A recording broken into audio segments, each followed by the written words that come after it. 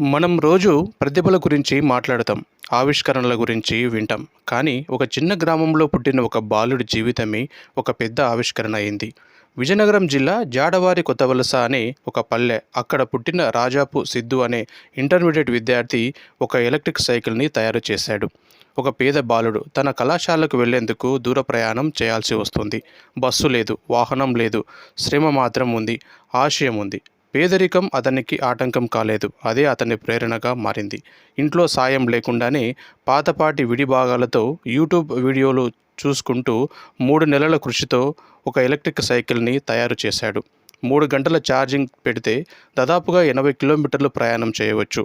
Battery cycle తయారు చేసి record create చేసిన సిద్ధుని రాష్ట్ర ఉప ముఖ్యమంత్రి, అటవీ పర్యావరణ, సైన్స్ అండ్ టెక్నాలజీ శాఖ మంత్రి పవన్ కళ్యాణ్ గారు అభినందించారు.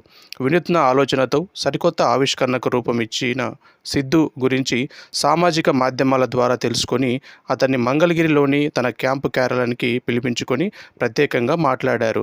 సిద్ధు ఆవిష్కరించిన సైకిల్ని స్వయంగా నడిపారు. అతని ఆలోచనలు తెలుసుకొని అబ్బురపడ్డారు.